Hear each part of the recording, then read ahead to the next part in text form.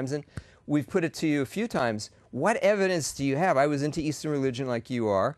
What evidence do you have that can stand up to this 100% fulfilled prophecy? And again, can any being tell the future 100% accurately and not be supernatural? Barrett, you're on.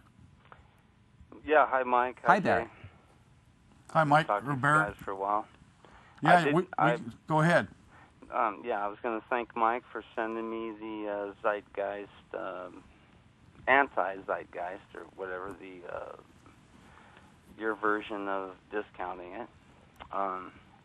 That's okay. I mean, we're all entitled to our beliefs and opinions. Everybody's right in the mirror. What was your main question again? Our whole point of this program and the preceding programs in the last month or so, we've been hitting on prophecy. That the question again to everyone is, can anyone, any being that we know of, tell the future 100% accurately? And if someone does tell, a being does tell the future 100% accurately, say 100 prophecies, and none of them are wrong, then every prophecy given is right. And we know it was given way before it happened, and then it happens, and they all line up and tend to stay that way, as prophesied too, especially for the end time stuff from the biblical sense. Isn't that supernatural? And that's my question. Isn't it supernatural to never be wrong when you give prophecy 100% accurately? I wouldn't say that it was 100% correct either. Do you have any prophecies that are wrong? That Benjamin Franklin said, to forget the past is to repeat the past, and anyone who's willing to give up any right of the Constitution and Bill of Rights deserves neither for some safety, like say the war on Afghanistan or Iraq, and it's about greed. And I think that the deluded people that call themselves Christians, like George Bush, he killed over 1 million people. That's more than Manson. Well, hold on, Barrett. You've heard us say we don't believe George. For a long time, we said we didn't think he was a Christian. Now we can say, yeah, he definitely wasn't a Christian the first 4 years in office, because Charles Gibson asked him, and this is on YouTube, asked him, will unbelievers go to heaven? And he said yes. And Gibson, from, one of the main news stations, said, are Muslims going to go to heaven? Jesus said yes. Well, Jesus said, it's only those who believe in me, Christians, who are going to go to heaven. If George Bush doesn't understand that, there was no need for Jesus to die if Muslims and non-believers are going to go to heaven. Jesus said, I'm the only way. So if George Bush is not a Christian, we know he's a skull and boneser, right, Barrett? Yes. Oh, yeah. And Illuminati, would we say? United Nations. Yeah. From the Trilateral well, we're with you on that. That there the is. Bilderberg Group. Yeah, Yep. absolutely. Mm-hmm. We're totally with you on that. But I just want to say that, we're all just people. Even the ones that we would label evil, they're just deluded, man. Yeah, but let's go back to the original question. I guess you don't have an answer yet for it. Okay, go ahead. I'll try again. If someone could tell the future 100% accurately, never be wrong, isn't that supernatural? That would be extremely, extraordinarily supernatural. Well, we believe it's been done in this book, and Isaac Newton believed it, and Michael Faraday, Robert Boyle. Einstein said that Newton was the greatest scientist of all time. No one will ever, get to his achievements. Doesn't that make you at least want to check it out further when men of that... Well, sure. Newton was correct. I mean, Einstein was correct. Because Newton took the first step, and Einstein and other geniuses always pick up on the technology that exists, like the improvement of the airplane. Sure.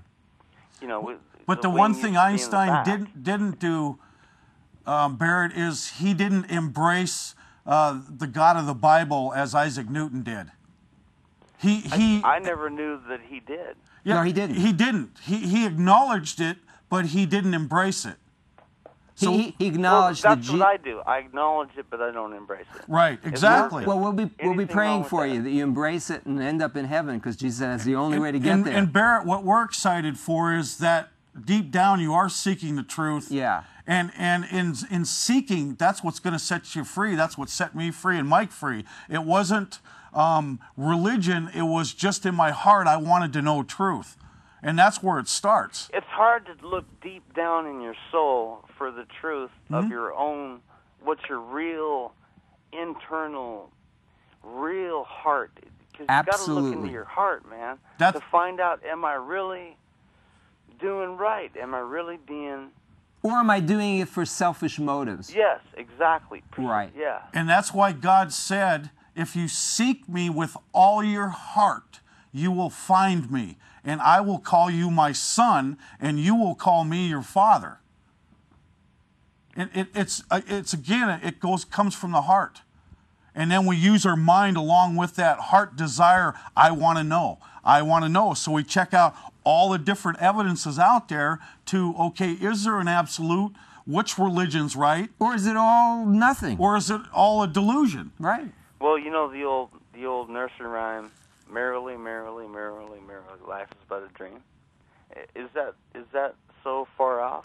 Yeah, I think it is. Life isn't a dream. Life is real. So many of these nursery rhymes are the illusion. You know, it's interesting you bring up nursery rhymes. I mean, so many of them are evil. You know, rockabye baby on the treetop. You know, down comes the baby. People trip on what they think is real. What's that?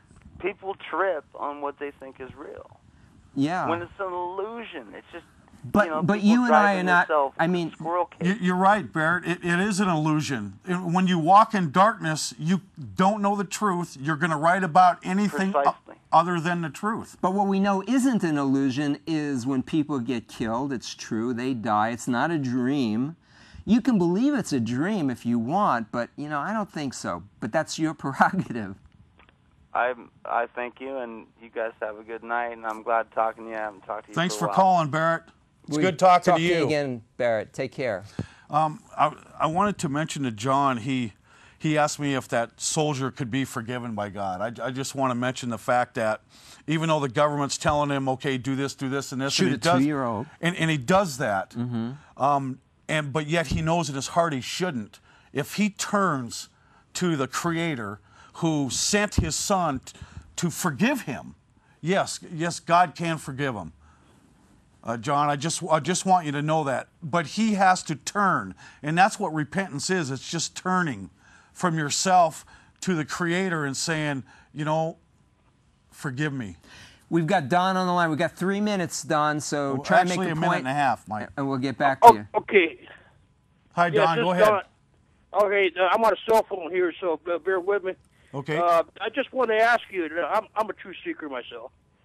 I've been studying the Word since I heard about George Bush's. I'm retired military, so that's when I heard about George Bush's New World Order, and I made a definite change at that point. But I've known most of this stuff since I was 10 years old. And my grandmother was a prophetess, and we didn't hold to any particular denomination. Anyway, my whole point is that it came down to way back with Nimrod and his mother-wife, Semiramis. Have you ever heard of Semiramis? Oh yeah. We understand about those. Okay. Well, my whole point here is that mankind got off track. Satan tried to, heave away the plan of God. Hey, Don. So we don't mislead people. You see the credits up there and everything. It's probably more like just a few seconds. Yeah, we got maybe 20 at the most. We'll be back live a week from now. You can email us, Don, or you can call us in 2 weeks. Call us in 2 weeks, Don. We have a rerun next week that's really interesting, but